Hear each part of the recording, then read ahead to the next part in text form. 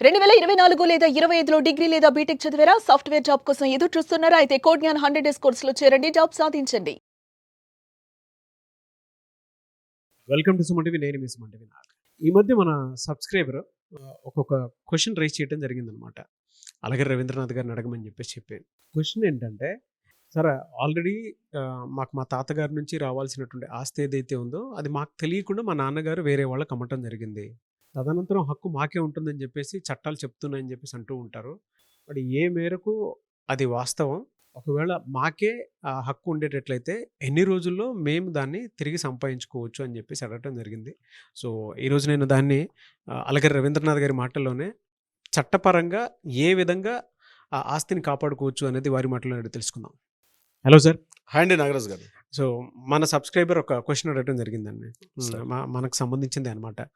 ఎలా అనంటే మా నాన్నగారు మాకు తెలియకుండా మా తాత దగ్గర నుంచి వచ్చినటువంటి ఆస్తి ఏదైతే ఉందో అమ్మేయటం జరిగింది. ఇప్పుడు మాకేంటంటే తీరా తెలిసిన తర్వాత టైం దాటిపోయింది. దాని మీద మేము మాట్లాడలేకపోతున్నాము. బట్ రైట్స్ అయితే మాకే ఉంటాయా అని అడుగుతూ ఉన్నారు. నిజంగా రైట్స్ వాళ్ళకే ఉంటాయా? ఒకవేళ రైట్స్ వీళ్ళకే ఉన్నట్లయితే ఎన్ని రోజుల్లో దాన్ని కవర్ చేసుకోవాలంటారు, అసలు రికవరీ చేసుకోవాలి? వెరీ ఇంట్రెస్టింగ్ క్వశ్చన్ నాగరాజ్ గారు. దీని యాక్చువల్గా హెచ్యుఎఫ్ అంటారు. అంటే హిందూ అవిభాజ్య కుటుంబాలు, హిందూ అన్డివైడెడ్ ఫ్యామిలీ అంటారు. అంటే దీన్ని యాక్చువల్ చెప్పాలంటే కో పార్సనర్ ప్రాపర్టీ అని లీగల్ టెర్మినాలజీలో వాడతారు. కో పార్సనర్ ప్రాపర్టీ లీగల్ టెర్మినాలజీలో వాడే పదం పేరు కో పార్సనర్ ప్రాపర్టీస్ అంటారు. దీని యాక్చువల్గా పార్సనర్స్ అంటారు. ఇట్స్ అంటే partners, it's a coparcener property అంటారు. అంటే తాతగారు, తండ్రి, కొడుకు, మనవడు, కొడుకు అంటే 4 తరాలుగా వస్తున్నటువంటి ప్రాపర్టీ ఏదైతే ఉంటుందో ఆ ప్రాపర్టీని కోపార్సనస్ ప్రాపర్టీ అంటారు. అంటే ఒక తాతగారు ఎప్పుడు ఒక ప్రాపర్టీని సంపాదించారో ఆ ప్రాపర్టీని తన కొడుకు అంటే మీ నాన్నగారికి ఆ ప్రాపర్టీ వచ్చింది.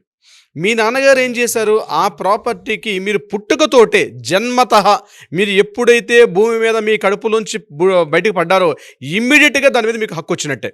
మీ తాతగారి యొక్క ప్రాపర్టీ మీరు భూమి మీద పడిన మరుత్రక్షణం వరకు అంటే ఇమ్మీడియట్ నెక్స్ట్ మినిటే you are a right of a property. మీకు ప్రాపర్టీ రైట్ ఉంటుంది. అంటే ఒక ప్రాపర్టీ మీద జన్మతః హక్కు ఎప్పుడు వస్తుందంటే ఇటువంటి యాన్సిస్ట్రల్ ప్రాపర్టీలో జన్మతః హక్కు అన్నది మీకు సంక్రమిస్తుంది. జన్మతః సంక్రమించిన ప్రాపర్టీ రైట్ మీరు మరలా మీ బ్రదర్స్, మీ సిస్టర్స్ అందరూ ఉంటారు, వీళ్ళందరినీ కూడా కో పార్సనర్స్ అని లీగల్ టెర్మినాలజీలో మాట్లాడతాం. మరలా మీకు కొడుకో కూతురు పుట్టారనుకోండి, ఆ తరాన్ని కూడా కలిపి మొత్తం వీళ్ళందరినీ కూడా కో పార్సనర్స్ ప్రాపర్టీ అని అంటారు. ఎప్పుడైతే మీరు భూమి మీద పుట్టిన మరుత్రక్షణం మీకు ఈ ప్రాపర్టీ జన్మతః హక్కు మీకు ఎప్పుడైతే వచ్చిందో ఈ ప్రాపర్టీని మీకు తెలియకుండా ఆ ప్రాపర్టీని అమ్మే హక్కు మీ నాన్నగారికి లేదు, మీ తండ్రికి లేదు. ఇది గుర్తుపెట్టుకోవాల్సిన విషయం. ఓకే. సో ఇప్పుడు నాగరాజ్ గారు మీరు అడిగిన ప్రశ్న ఏంటంటే ఆ ప్రాపర్టీని తండ్రి గారు మీకు తెలియకుండా ఆ ప్రాపర్టీ అమ్మేశారు, వేరే వాళ్ళకి అమ్మేశారు, వేరే వాళ్ళకి ఈ ప్రాపర్టీ అమ్మేశారు. ఇది లీగల్గా ఈ ప్రాపర్టీ చెల్లుబాటు అవుతుందా అది మీ ప్రశ్న. అవునండి. సో న్యాయంగా చెప్పాలంటే యాజ్ పర్ మనకు ఉన్నటువంటి హిందూ సక్షన్ యాక్ట్ 1956 వీటి ప్రకారం హిందూ వారసత్వపు చట్టం అంటారు దీన్ని. ఈ చట్టం 1956 చట్టం ప్రకారం సెక్షన్ 6, సెక్షన్ 5 అండ్ సెక్షన్ 9 ఇవన్నీ ఏం చెప్తున్నాయంటే ఇటువంటి సంబంధాల్లో ఈ ప్రాపర్టీ ఏదైతే మీ నాన్నగారు మీకు తెలియకుండా ఆ ప్రాపర్టీ అమ్మితే అది లీగల్గా చెల్లుబాటు కాదు. ఆ ప్రాపర్టీ మీ నాన్నగారు మీ యొక్క అనుమతి లేకుండా, మీ యొక్క డిక్లరేషన్ లేకుండా ఆ ప్రాపర్టీ మీ ఫాదర్ ఆ ప్రాపర్టీ అమ్మితే ఎట్టి పరిస్థితుల్లో కూడా ఆ ప్రాపర్టీ అన్నది చెల్లుబాటు కాదు. న్యాయంగా the document is invalid document అని క్లియర్గా మెన్షన్ చేయడం జరుగుతుంది నాగరాజ్ గారు. సో ఇది గుర్తుపెట్టుకోండి, ఆ ప్రాపర్టీ అనేది మీకు ఖచ్చితంగా జరగాల్సిందే. సార్ మరి అమ్మేశారు కదా నాన్నగారు, మరి అటువంటి సందర్భంలో మరలా ఎట్లా? ఇక్కడే వెరీ లీగల్ పాయింట్ గుర్తుపెట్టుకోండి. చాలామందికి తెలియని లీగల్ పాయింట్. ఇమ్మీడియట్గా దీని మీద మీరు ఒక సివిల్ సూటు మీ దగ్గరలో ఉన్నటువంటి మీరు ఒక సెషన్స్ కోర్టులో కానీ లేకపోతే మ్యాజిస్ట్రేట్ కోర్టులో దీని మీద మీరు ఛాలెంజ్ చేసి ఈ కోర్టు మీరు ఇమ్మీడియట్గా ఒక ఫైట్ చేసే విధంగా మీరు కోర్టులో ఒక దావా వేసుకుంటే ఇమ్మీడియట్గా మీకు రికవరీ అయ్యే అవకాశం కూడా ఉంటుంది. మీరు చెప్పింది బాగానే ఉంది సార్. అంటే ఎవరి మీద వేయాల్సినటువంటి అవసరం ఉంది అంటే తండ్రి పేరు మీద నాకు ఈ విధంగా జరిగిందని తండ్రి మీద వేయాలా? ఎవరైతే ఈ ఆస్తిని కొనుక్కున్నారో వారి మీద వేయాలా? ఎలా ఏ విధంగా డివైడ్ చేసి వేయాలంటారు? ఇది కూడా చాలా వింటే మాత్రం కొద్దిగా ఇబ్బంది కలిగే ప్రశ్నే. వాస్తవంగా కో పార్సనర్గా ఈ ప్రాపర్టీని ఎవరి మీద వేయొచ్చు? డిఫెండెంట్ 1 ఎవరంటే మీ నాన్నగారే అవుతారు. తండ్రి మీదే డిఫెండెంట్ అవుతారు. మీకు తెలియకుండా మీ నాన్నగారి ప్రాపర్టీ అమ్మారు కాబట్టి మీ డిఫెండెంట్ ఫస్ట్ పర్సన్ ఎవరంటే అందులో డిఫెండెంట్ 1 నాన్నగారు అవుతారు. డిఫెండెంట్ 2 ఎవరవుతారు? ఎవరైతే ప్రాపర్టీ కొనుక్కున్నారో ఆ ప్రాపర్టీ కొనుక్కున్న వ్యక్తి డిఫెండెంట్ 2 అవుతారు. డిఫెండెంట్ 3, 4 కూడా అవుతారు. ఎవరు? మీ బ్రదర్స్ కానీ మీ సిస్టర్స్ కానీ వీళ్ళందరూ కూడా డిఫెండెంట్ 3, 4 వాళ్ళ మీద కూడా కేసు ఫైల్ చేసుకునే అవకాశం ఉంటుంది. ఎందుకంటే మీకు జన్మతః మీకు సంక్రమించిన ప్రాపర్టీ హక్కు మీకు తెలియకుండా మీ నాన్నగారి ప్రాపర్టీ అమ్మేశారు కాబట్టి దాని మీద మీ నాన్నగారి మీద ఇమీడియట్గా కేసు ఫైల్ చేసుకునే అవకాశం ఉంటుంది. ఇది చాలా మందికి తెలియని విషయం. నాన్నగారిని ఎట్లా చేస్తాంటే మా ఫాదర్ కదా, మమ్మల్ని పెంచి పెద్ద చేశారు కదా, తండ్రి గారి మీద వేయొచ్చు. ఎందుకంటే మీరు పుట్టుకతోటి అది మీ నాన్నగారి ప్రాపర్టీ కాదు, ఆయన సెల్ఫ్ ఎక్వైర్డ్ ప్రాపర్టీ కాదు. కాబట్టి డైరెక్ట్గా సూట్ వేసేది తండ్రి మీదే మనం ఫైట్ చేస్తాం. తండ్రి మీదే సూట్ ఫైల్ చేసుకునే అవకాశం కూడా ఉంటుంది. ఒకవేళ సడన్గా దురదృష్టవశాత్తు తండ్రి చనిపోతే, అంటే వేరే వాళ్ళకి అమ్మేసి తండ్రి చనిపోతూ ఉంటారు, మరి ఆ పరిస్థితుల్లో ఏ విధంగా తీసుకోవాలి దాన్ని?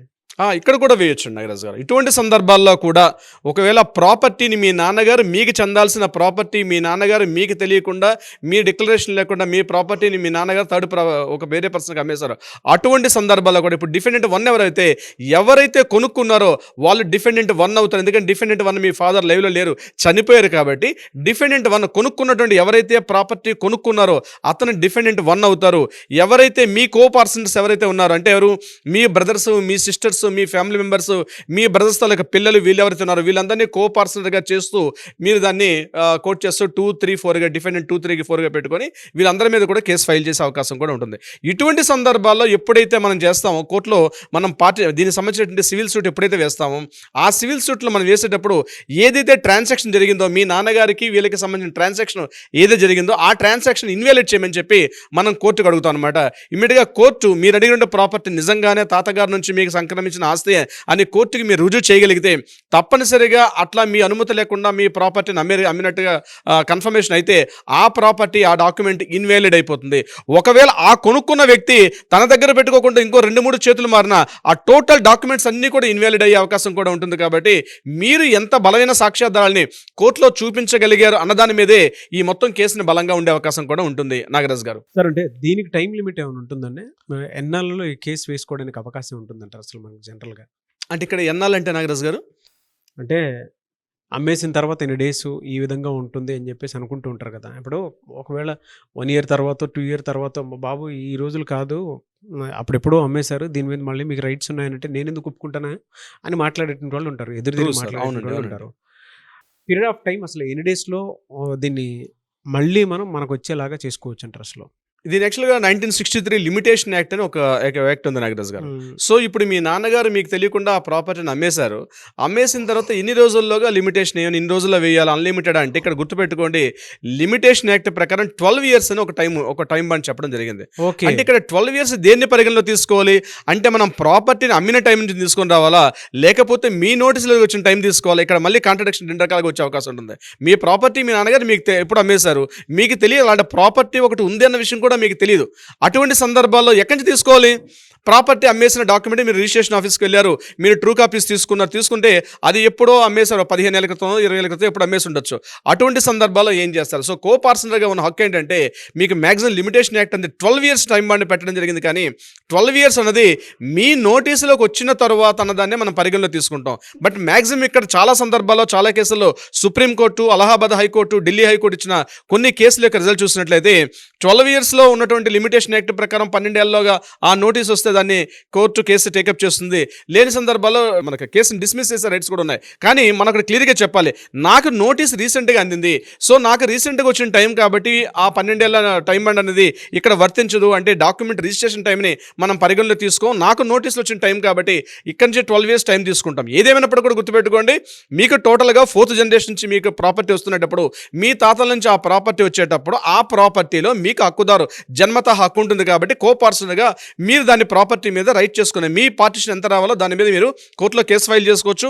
నాన్నగారు లైవ్లో ఉంటే నాన్నగారి మీద ఫైల్ చేస్తారు, తండ్రి లేకపోతే ఇమీడియట్గా ఎవరైతే కొనుక్కున్నారో వాళ్ళ మీద వేస్తారు. బట్ ఎప్పుడైతే మీ నోటీస్ వచ్చిందో అప్పటి నుంచి 12 years అనే టైం బాండ్లో మనం పెట్టుకుంటాం. నాగరాజ్ గారు ఎలా సార్, అంటే కో పార్సనర్స్ అన్నారు కదా మీరు, ఈయన ఒక్కడే వేస్తే సరిపోతుందా లేదంటే బ్రదర్స్ అందరూ ఉంటారు, కొంతమంది బ్రదర్స్ సిస్టర్స్ కలగలిపి ఉండేటువంటి ఫ్యామిలీ ఉంటుంది, వాళ్ళందరూ కలిసి వేస్తేనే అవుతుందా ఇది?